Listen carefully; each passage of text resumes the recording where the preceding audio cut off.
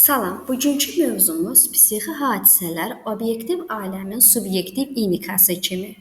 Ta qədimdən psixika haqqında iki təlim, materialist və idealist təlim vardır. Materialist təlimə görə materiya ilk olaraq yaranmışdır, daha sonra şuur formalaşmışdır. İdealist təlimə əsasən isə ilk öncə şuur yaranıb, daha sonra maddi aləm formalaşmışdır.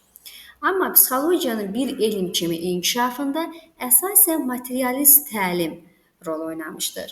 Həmin fəlsəfəyə görə psixika obyektiv aləmin subyektiv indikasından ibarətdir.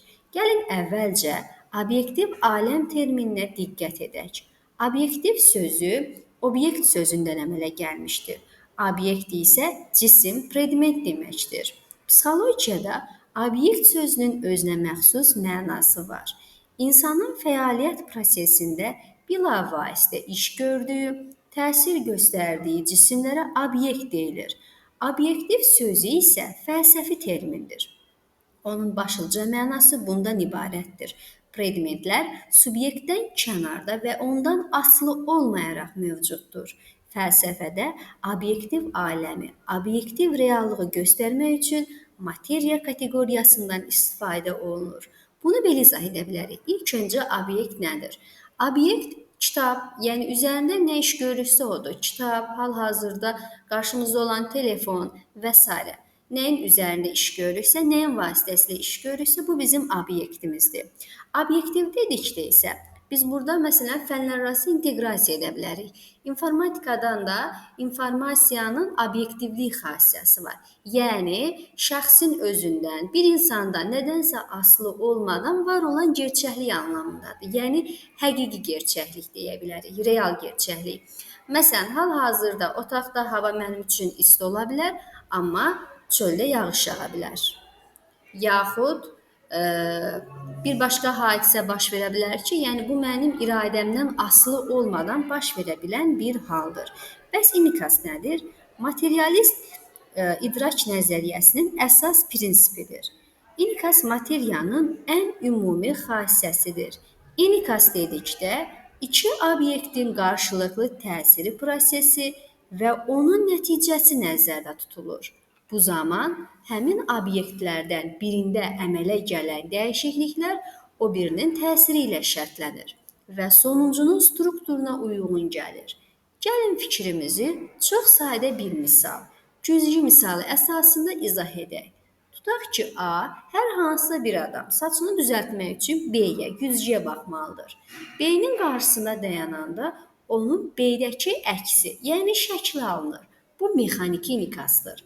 Lakin bununla belə indikas üçün səciyyəvi olan ən ümumi xüsusiyyətlər həmin misalda aydın nəzərə çarpır.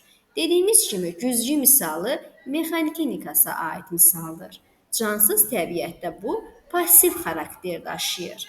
Cansız aləmdə hər bir cisimdə o birinin təsiri ilə əmələ gələn dəyişikliklərdən cisimlərin özləri istifadə etmirlər. Canlı aləmdə isə onlardan artıq özünü hifz etmə, özünü tənzim etmə məqsədi ilə istifadə olunur. Sinir sisteminin yaranması və təkamülü ilə birlikdə sözün əsl mənasında psixi indikas əmələ gəlməyə və inkişaf etməyə, orqanizmin ətraf mühitə bələdləşməsində və öz davranışını tənzim etməsində mühüm rol oynamağa başlayır. Yəni, psixika xüsusi surətdə təşəkkül etmiş materiyanın xassəsidir. Bir mühüm cəhətə diqqət edək.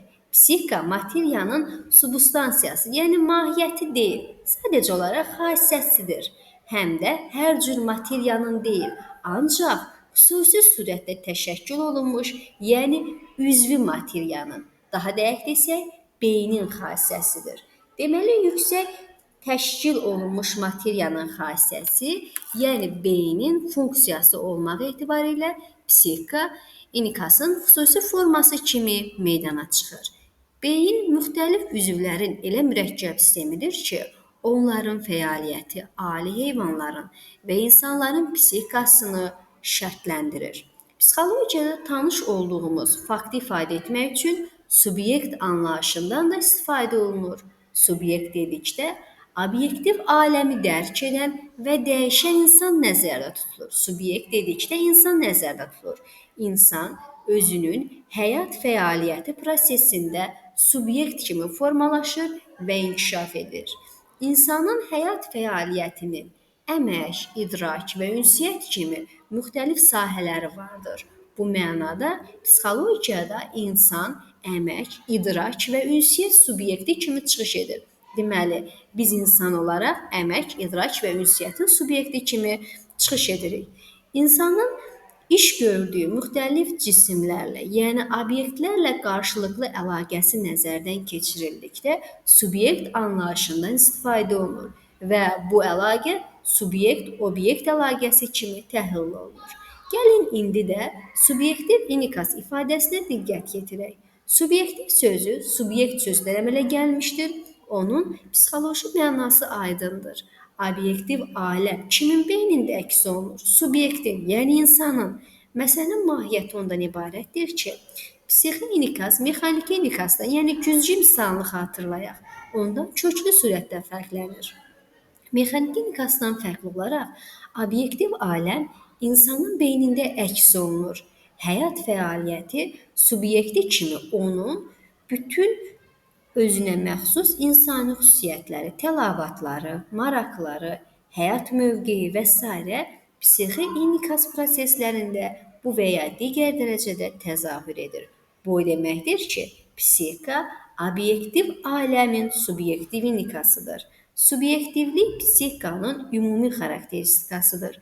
Deməli, psixi inikasın subyektiv xarakter daşıdığını qeyd edəndə onun məzmununu, yəni psixikanın məzmununu obyektiv aləm təşkil edir deyil, cərəyan etmə formasını nəzərdə tuturuq.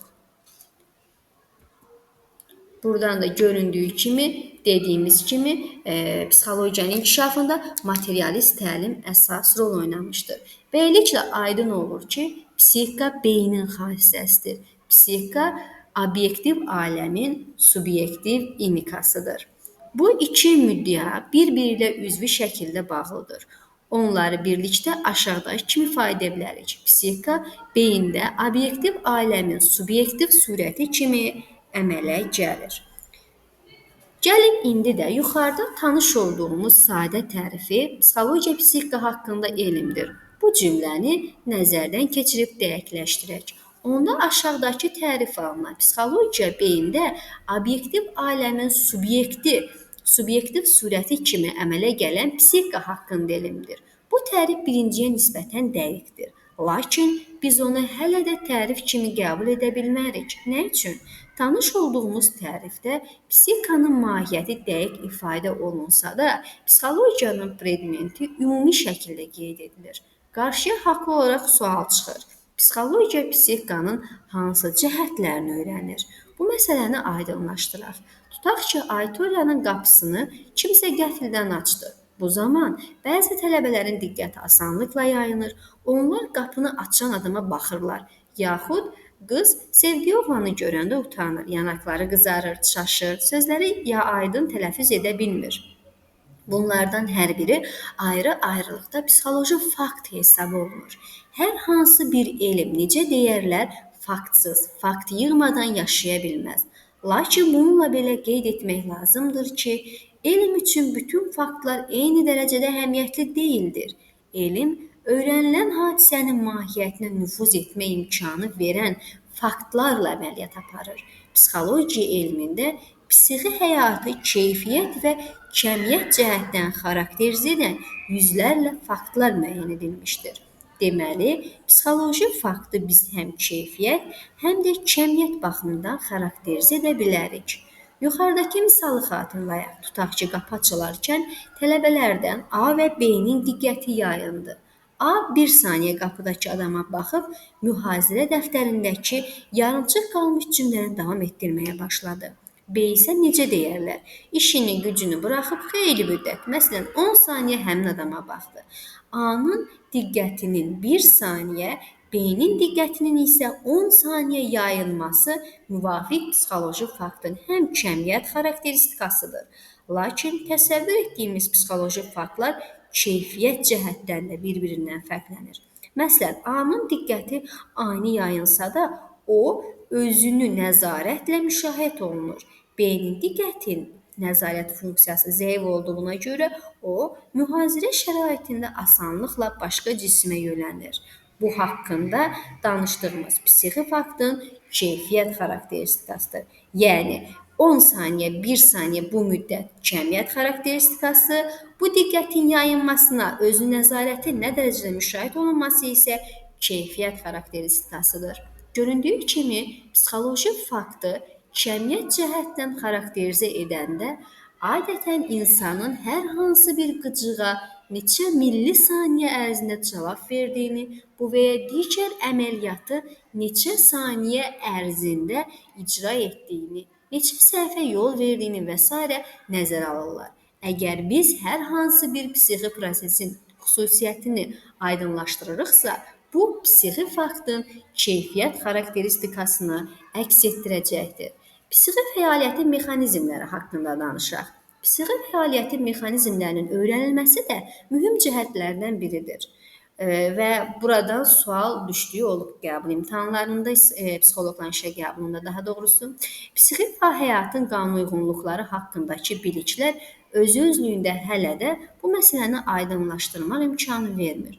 Halbuki biz hər dəfə psixi həyatın qanunauyğunluqlarını təhlil edərkən istər-istəməz onun mexanizmlərinin aydınlaşdırılmasının zəruriyyəti ilə qarşılaşırıq. Psixi fəaliyyətin mexanizmləri bu və ya digər psixi prosesi həyata keçirən konkret anatomik, fizioloji aparatın işi ilə bağlıdır. Təsadüfi deyildi ki, bu mühüm məsələ uzun müddət fizioloqların məşğul olduğu bir məsələ olmuşdur. Lakin bu sahədə aparılmış fizioloji tədqiqatlar öz məntiqinə görə müəyyən psixoloji məsələlərin həllini nəzərdə tutur. Elmi-texniki tərəqqi dövründə müxtəlif elmlər, xüsusilə biofizika, biologiya, kibernetika və s. inkişafı ilə əlaqədar olaraq psixi fəaliyyətin mexanizmlərinin öyrənilməsi sahəsində yeni imkanlar açıldı. Bu şəraitdə psixi fəaliyyətin mexanizmləri məsələsi ilə bilavasitə psixoloqların məşğul olması zəruriyyəti meydana çıxdı. Elmin inkişafı baxımından bu tamamilə qanunauyğun hal idi. Psixi fəaliyyətin mexanizmləri məsələsinin müxtəlif elmlər tərəfindən öyrənildiyi bir şəraitdə onların səyini birləşdirmək lazım idi. Müasir psixologiya bu məsələyə böyük əhəmiyyət verirdi. Demək ki, biz bu dəfə öyrəndik materialist və idealist təlim, onun psixologiya elmində rolu, əhəmiyyəti, obyekt nədir, obyektiv nə deməkdir, subyekt nədir, daha sonra psixi fəaliyyətin mexanizmləri haqqında. Bu günlük bu qədər. Çox sağ olun.